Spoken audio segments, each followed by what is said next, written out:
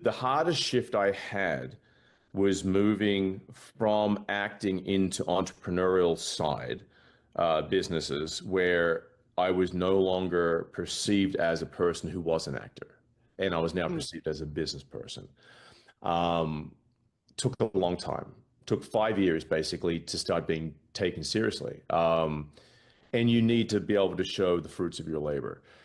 But all of it is part of the journey of life. So I think no matter how you transition from one part of your life to the next, as long as you follow a certain set of paradigms, which is always be objective, always be gracious, always be respectful, and work your butt off as hard as you can. I think those transitions can be easier, but they'll never be completely without pain. And once again, I think you look at anyone who's succeeded in anything in life, pain is what makes you stronger. Pain is what makes you more successful.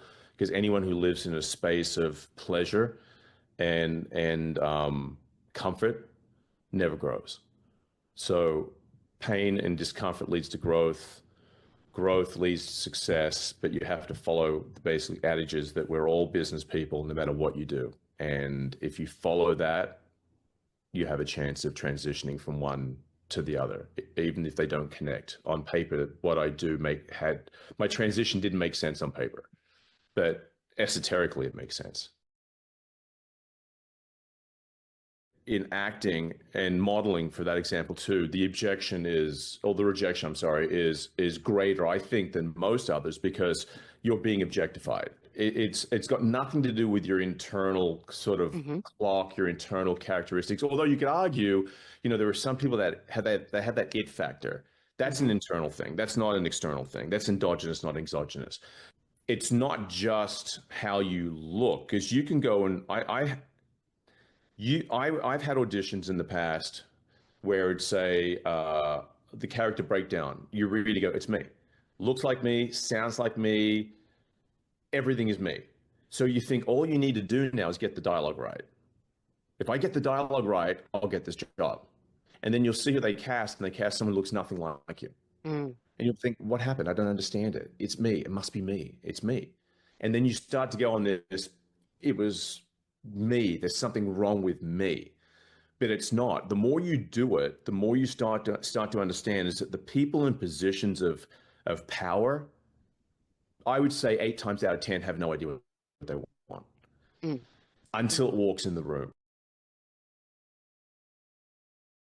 It's like being a bull in a china shop, but not breaking the china, but letting them know that there is something different about you that makes you interesting to see, oh my God, he's going to break the china all of a sudden. No, he didn't, because you're a professional. And I think if you tally all these things up, you end up forging your own career. And once you do that, then it's another fine line between not letting it go to your head and thinking you now have the power, because you never have the power. You never have the power. There is not an actor or entertainer that ever lived, not even a Frank Sinatra or an Elvis Presley, not even a Michael Jackson. You can never outshine the master. You can never bite the hand that feeds you. And you have to be a professional. It's a dance, but you'll never be leading the dance as an entertainer. As an entrepreneur, you have the capacity to lead the dance. But once again, the rejection you face as an entrepreneur is comparable to that of an actor. So I was tempered and calloused, not in a negative sense, but calloused in the hmm sense that my thin skin was strengthened in order to deal with the slings and arrows of entrepreneurial misfortune.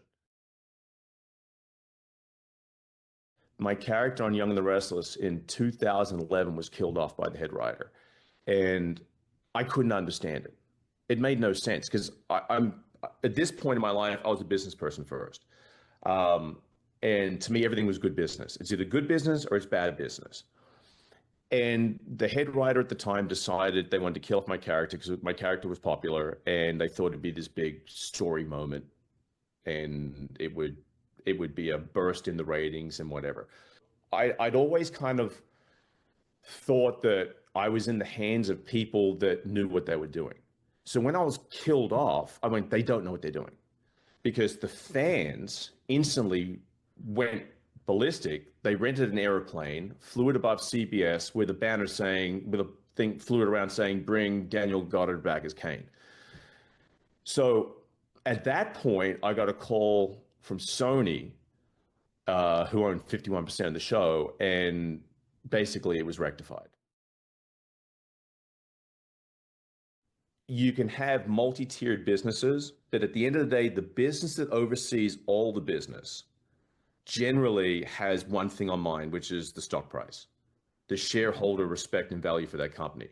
So as long as you stay within your lane and you keep your head down, hopefully the incompetence along the way that tries to derail you will be corrected by the system, because the system will always want to drive towards, economic success.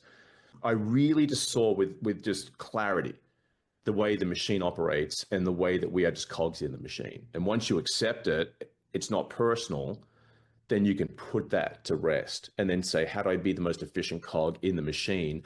And then the next question is, if this machine is not as efficient as I choose or would want to be part of, how do I either create the machine or become part of the machine that is going to be the efficient machine that I can be that cog in? Greatest book ever written, though, by the way, is Og Mandino, The Greatest Salesman in the World. Greatest salesman in the world. I'll tell you about that book. I was reading that book, and to read it properly, it takes like 200 something days, because you have to read every scroll, Yep. morning, noon, and night, right? I just met a new girl. We had ended up after this date going back to her place, very first time, and we end up. She makes dinner. We have dinner. We get into bed. I didn't have the book with me, and I basically said to her, I said, "Listen, I'm sorry, I gotta go." I got to go. I thought to myself, I'm going to explain why I have to go, because I don't want to give her anything. I don't want to give her a complex going, well, I did all this, I did all that. We had such a great time. I made this meal. Right. Great night, whatever. What did I do wrong? I thought you need to know why. And I said, here's why I got to go. It's a book. You have to read it 3 times a day. I don't have it with me. I have to go and read the book. I was fortunate enough to have her go, I totally understand that. I respect that. That was great. In 2021, I created a product called CPay. CPay was the world's first visual payment system. I can look at you through my camera, and then if you have CPay, right above where you're standing, an avatar appears on the phone. Whatever you choose it to be. It could be a picture of your face. It could be a picture of something. Generally, you use your face because the goal is to correlate the avatar to the person. You would touch the avatar, and then I could send you money. I've now created technology. It's never been done. I built it, launched it. Within 3 weeks, it did $80,000 in transactions. And I get this meeting with this mega investor. The guy in the room says to me, after I did the pitch, I showed him the product, we demoed it, everything. He said to me, he goes, so why would someone use it? It's just a test. So I can't say anything to him, which is like, that's the dumbest question I've ever been asked. So I said to the guy, I said, do you use Venmo? He goes, yeah, I use Venmo every day. I said, okay, let's pretend right now we've gone back in time 10 years. You use Venmo now. So if I came to you 10 years ago with Venmo, we know, based upon what I pitched you, that if you travel forward in time 10 years, that you would be using it. And he thought about it, and then he said to me, okay, but why would anybody use CPay when they can use Venmo? And at that point, I realized it wasn't a test. I took my understanding of branding, and my first client was a girl who had a home fitness workout, and she said, I want to kind of launch my thing, and I don't know what to do. And I said to me, tell me what it is you do. Tell me what you do. She goes, well, I go to people's backyards, and we do workouts. I said, so what's the workout? Who's your demographic? Well, it's predominantly women with young kids who want to get back in shape, and they want to get tight, and they want to do this, and they want to have like cute butts. I said, okay, so it's backyard booty club. So next thing you know, I go, I film all her stuff. I cut it together. I'm just doing this myself at this time, creating her social, doing this. And then from there, I went, okay, that made sense. I got another client that was a stylist, and I came up with a name for that. And I realized that I'm decent at this. I don't say I'm great at it, but I'm decent at it. It makes sense to me. Disco basically is where my heart and soul lies at the moment. And Disco is an AI networking application. Ironically, we're launching our third version of it, which is going to be the MVP for the AI side, because we had to rebuild the whole thing with AI now, because AI changed everything.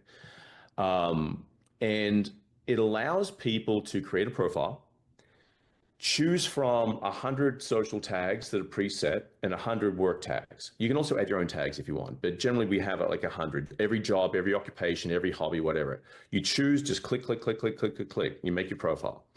Then when you walk out of the house and walk around, you can set your radius to be half a mile, 0.2 mile, up to 10 miles.